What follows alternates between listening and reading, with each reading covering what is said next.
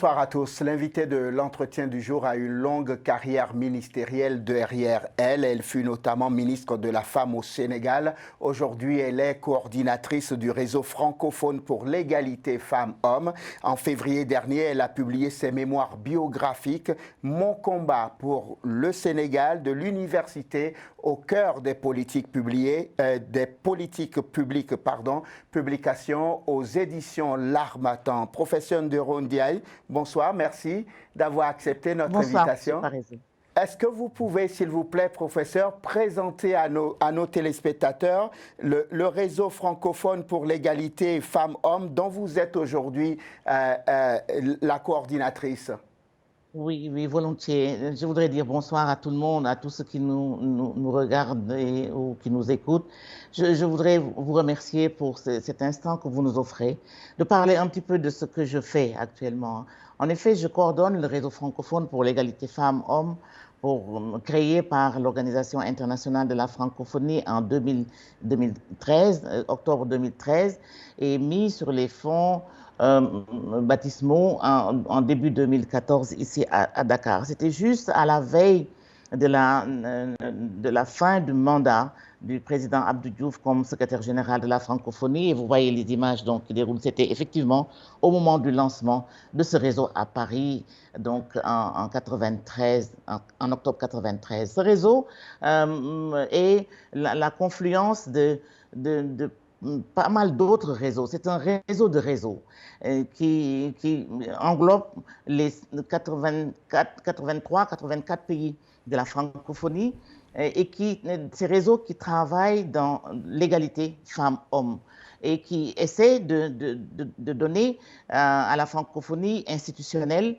une bonne partie des ressources que nous avons, les ressources intellectuelles, les ressources donc d'idées et certainement de programmes que nous mettons en œuvre dans nos différents pays francophones.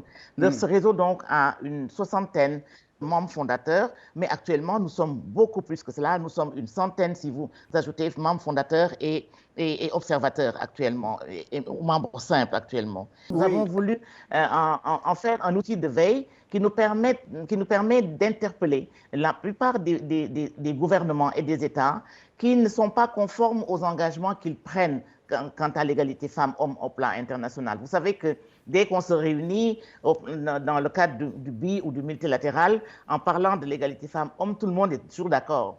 Mais une fois que des textes sont pris, que ce soit convention ou texte de loi à l'interne, donc au niveau endogène dans nos différents pays, l'application de ces textes pose problème. Alors, le rôle du réseau, c'est effectivement de faire le monitoring et l'évaluation de comment ces textes sont appliqués.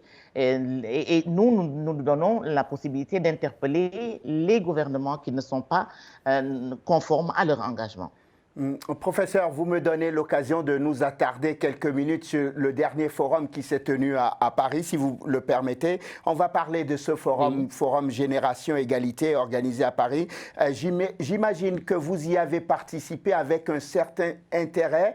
Et au moment de la préparation de cette interview, je me posais cette question. À quoi ça sert véritablement? En quoi, par exemple, un tel forum peut aider la cause que vous défendez dans ce réseau aujourd'hui?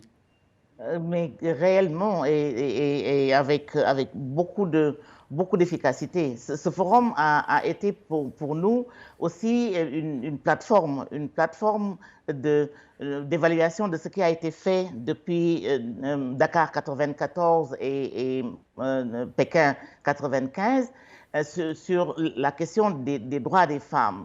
Effectivement, dans le cadre de ce forum, comme vous le savez, qui a été coprésidé par la France et le Mexique, énormément d'activités pré-forum d'abord ont été organisées et on a permis à l'ensemble des secteurs de développement de nos différents pays d'examiner la question de l'égalité femmes-hommes dans ces programmes et politiques publiques de développement. C'est ainsi que le monitoring et l'évaluation de l'égalité femmes-hommes dans l'ensemble des ODD qui intéresse le développement de nos différents pays a été fait, et dans tous les continents, et en particulier en Afrique. Pour l'Afrique de l'Ouest et l'Afrique au sud du Sahara en général, je dois dire que moi j'ai été très très satisfaite de la manière dont la question de l'égalité femmes-hommes a été reposée avec des indicateurs différents que nous avions nous à l'époque en 95 quand nous préparions Pékin. Oui. La question de l'intergénérationnalité, la question de l'inclusion des jeunes femmes et des filles dans les questions qui les intéressent, eh bien, ça a été posé et je suis contente d'y avoir participé. Est-ce que véritablement, depuis Pékin, les droits des femmes ont beaucoup évolué? On a eu quand même, on a eu du succès. Il y a eu des périodes certainement d'avancement, mais vous le savez très bien, la culture étant ce qu'elle est et les difficultés qu'on a à déplacer le curseur des femmes libres, des femmes qui sont dans un monde égalitaire, des femmes qui s'expriment avec conviction et avec liberté, eh bien, déplacer ce curseur d'un endroit pareil comme nous l'avions construit à Pékin vers un endroit beaucoup plus complexe au plan cultuel. Je parle du culte et de la culture également. C'est ce que nous avons vécu ces 26-27 dernières années.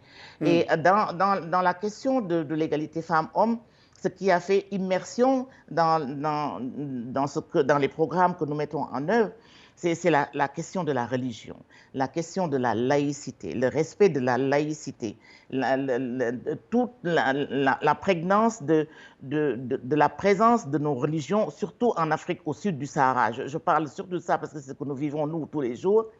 La prégnance de la présence des religieux dans les politiques publiques et dans la République en général. Ceci ne nous arrange pas. Et vous l'avez vu en Afrique du Nord, dans les pays de l'Afrique du Nord, la Tunisie ne me contredira pas, encore moins le Maroc et l'Algérie. Mais nous, en Afrique au sud du Sahara, nous avons l'émergence de tout ce qui est djihadisme, terrorisme, radicalisation des jeunes, tout ce qui est shift dans la manière dont les filles sont perçues par la communauté. Si bien que nous avons, ici à Dakar, nous avons beaucoup mis l'accent sur la communauté. Tous les nouveaux paradigmes qu'il faut créer et faire accepter par la communauté en créant une expertise et une capacité endogène locale qui permettent aux filles et aux jeunes femmes de parler un autre langage que nous avons eu.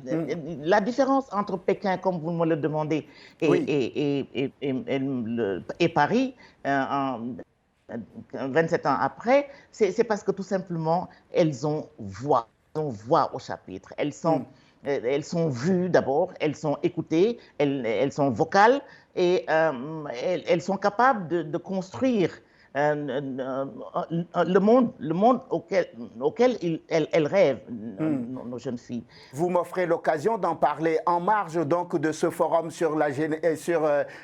à Paris. Il y a eu donc Voix essentielles qui a été lancé par Speak Up Africa et vous étiez d'ailleurs parmi les prestigieuses invitées de Voix essentielles. Et c'est quoi l'objectif de ce que vous avez lancé? Alors, ce à quoi j'ai participé, et j'en suis très très fière, parce que ça me donne une opportunité de changer, comme je vous l'ai dit tout à l'heure, la manière dont nous, en préparant Pékin et après Pékin, nous avons vu la contribution des femmes au développement.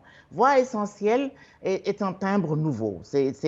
Moi, j'ai appelé ça les voix vitales de la communauté. Parce que Voix essentielle nous fait regarder la communauté, implique la communauté et interpelle la communauté dans la manière dont cette communauté se perçoit, elle, comme agent de développement. Alors, les questions de formation, je ne vous dis pas, les questions de capacity building, les questions de cohérence dans ce que les politiques publiques peuvent apporter à la base et ce que la base peut apporter à l'émergence de nouvelles politiques publiques davantage conformes et plus pertinentes, en réalité, plus pertinentes pour le développement de nos communautés, c'est sa voie essentielle.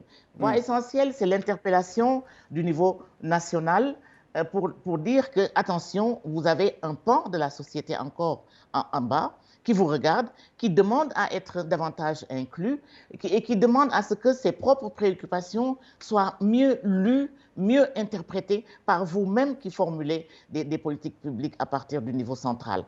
Ça, moi, depuis Pékin, tout en préparant Pékin, je sais qu'on a eu des bribes de préoccupations de cette nature-là, mais nous ne l'avions pas exprimé de manière aussi claire que Voix Essentielle l'a fait. Et je voudrais vraiment dire à Speak Up Africa que, en fait, Speak Up Africa est en train d'ouvrir une nouvelle voie vers le développement endogène. Et j'insiste beaucoup vers le développement endogène. Il faut qu'on ait un nouveau paradigme de création de capacités au niveau local, des capacités qui puissent répondre aux exigences de développement au niveau national et une expertise, qu'on fasse émerger une expertise locale, communautaire, comme on a commencé ici au Sénégal avec les Badiane Ngor. C'est une catégorie dont vous entendrez parler, une catégorie de personnel de santé ou qui est même de personnel social, parce que au-delà de la santé, ces dames ou ces jeunes filles travaillent également à donner réponse aux autres préoccupations au niveau culturel dans nos populations. Ce que vous dites, au fond, c'est que dans ce combat pour l'égalité femmes-hommes, hommes-femmes, ce qui est important, ce sont des confluents qui feront un fleuve et non le contraire. Tout à fait. Ce sont des synergies. Et je n'en veux pour preuve que les coalitions qui ont été mises en place pendant la préparation de ce forum, les 6 grandes coalitions qui ont été mises en place et qui permettent à toutes les femmes, où qu'elles soient, de quelle obédience elles soient, qu'elles puissent contribuer à l'émergence d'un nouveau type de relations entre les hommes et les femmes. Ça j'y tiens beaucoup et je trouve que c'est très, très important. Ce forum aussi a créé un pacte social nouveau. Parce que non seulement, et je l'ai brossé tout à l'heure rapidement, l'intergénérationnel a fait surface, nous a été mis devant le visage de manière absolument critique, parce que les personnes de mon âge ou de ma génération se sont rendues compte qu'on a une lame de fond qui monte avec des besoins qui sont différents des nôtres. La question de la santé, de la reproduction, par exemple, elle n'est pas vécue comme nous l'avions vécu quand on commençait les programmes de planification familiale avec l'ASBEF, avec le FNUAP, etc., etc. Cette question de la santé de la reproduction qui nous amène à regarder de plus près la question de l'éducation, par exemple, dans nos systèmes d'éducation dans les pays en voie de développement, que ces systèmes d'éducation n'intègrent pas, par exemple, la question des menstrues de nos jeunes filles et qui nous posent problème parce qu'on a des problèmes de pénurie d'eau de manière absolument lancinante que nous devons confronter. Ces jeunes filles ratent l'école systématiquement. Imaginez, dès le CM2 ou même le CM1, parce que nos jeunes filles sont matures très très tôt, elles ratent l'école au moins une semaine par mois. Les femmes qui sont dans les endroits du secteur informel aussi ont des soucis avec cela parce qu'il n'y a pas d'eau, l'hygiène n'y est pas, et tout cela fait impact dans le système de santé en général, mais surtout dans la santé de la reproduction des femmes. La préparation de ce forum a fait émerger cela, qu'on s'adresse aux jeunes filles du milieu rural comme du milieu urbain. Il faut que nos États, nos politiques publiques prennent en compte ce besoin fondamental qu'ont la majeure partie où les grandes majorités, les grandes franges de notre population, parce que les femmes et les filles sont plus nombreuses maintenant dans nos populations. Prenez cette tranche d'âge-là, ou ce secteur, il est plus important que le troisième âge masculin, il est plus important que les jeunes garçons. Ce groupe est absolument fondamental à prendre en compte, et ce groupe vit une situation précaire, et cela se répercute sur la santé globale de nos populations. À ce dernier forum, on a parlé d'une enveloppe de 40 milliards. Vous avez entendu parler de ça. Est-ce qu'à un moment ou à un autre, ça vous a inspiré une réflexion? Vous vous êtes dit, chiche, 40 milliards, ça va permettre de régler le problème, ou vous avez trouvé l'enveloppe insuffisante? Non, je ne trouverai jamais l'enveloppe insuffisante, mais cela ne m'impressionne pas, parce que je vois en face des 40 milliards l'ampleur des problèmes à régler avec ces 40 milliards. Et vous me faites penser à une chose, Monsieur Parizeau. Vous savez, l'aide publique au développement, ou même le multilatéral, m'a toujours posé un problème d'efficacité. Quand j'étais dans le gouvernement, et même maintenant que je suis dans l'international, il y a à revoir la manière dont ces investissements sont consentis d'une part, mais la manière dont ces investissements sont implémentés dans nos territoires. D'abord, la question de l'association des communautés, comme je l'ai dit tout à l'heure, à la définition des besoins pour régler ces problèmes. 40 milliards, on va me dire, c'est énorme, c'est beaucoup d'argent. Je conçois que c'est beaucoup d'argent. Mais 40 milliards, il faut que ce soit utile. 40 milliards, il faut qu'on les donne aux personnes qui sont capables de relayer non seulement l'information, mais de relayer l'action qu'on a voulu en mettant dans le basket ces 40 milliards-là. Ce qui veut dire que quand on va définir les termes de référence de l'utilisation de ces 40 milliards, il est important d'associer les personnes qui vont en bénéficier. En tout cas, les communautés et les pays d'où viennent ces personnes qui vont en bénéficier. Parce qu'il faut savoir, pour régler un problème, il faut le connaître. On ne peut pas être dans un bureau, y compris dans nos différents pays, et prétendre régler des problèmes qui sont à Rufisque ou à Diane-de-Malari, comme on le dit ici chez nous, parce qu'on ne connaît pas ces gens qui vivent à Rufisque et à Diane-de-Malari. Donc, il faut que ces problèmes soient identifiés, formulés, et que ces problèmes soient évalués pour qu'on ait une notion du coût. La deuxième chose que je veux dire dans ces 40 milliards, c'est qu'on sera extrêmement déçus, et je le dis très fort et très haut, et on sera extrêmement déçus si cet argent-là reste entre les mains juste de la coopération internationale. Qu'on n'en profite pas pour former des capacités. Il faut capaciter nos populations. Il faut créer nos expertises locales. Nos jeunes sont là. Ils ont été à l'école, formés. Ils ne sont pas bêtes. C'est des jeunes intelligents et qui ont eu la formation qu'il faut. Donc, qui ont les compétences à mettre en exergue. Tous ces chômeurs, on ne va pas me dire que tous, c'est des personnes qui ne valent rien, avec qui on ne peut rien faire.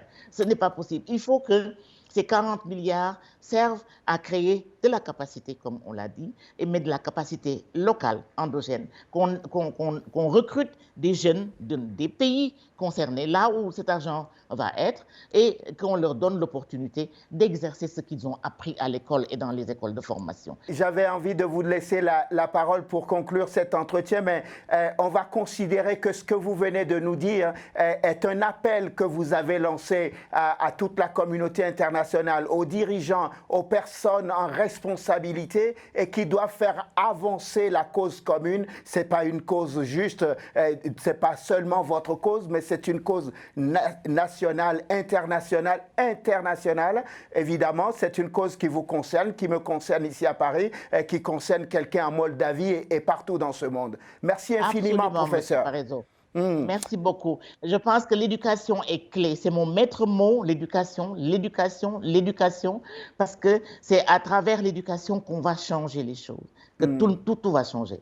Je vous remercie. Très bien. Professeur Ndioro Ndiaye, merci infiniment. Ancienne ministre du Sénégal, vous avez notamment occupé les portefeuilles du développement social ou encore celle de la femme. Aujourd'hui, vous êtes coordinatrice du réseau francophone pour l'égalité femmes-hommes. Je rappelle, et aussi le titre de vos mémoires biographies, Mon combat pour le Sénégal, de l'université au cœur des politiques publiques aux éditions de l'Harmattan. Merci infiniment, professeur, d'avoir été avec nous sur les antennes de Télésud. Merci à vous, M. Parisot. Au revoir et à l'ensemble de votre équipe. Un grand merci. Merci beaucoup. Merci à vous de nous avoir suivis. Je vous souhaite de passer une excellente suite de programmes sur Télésud.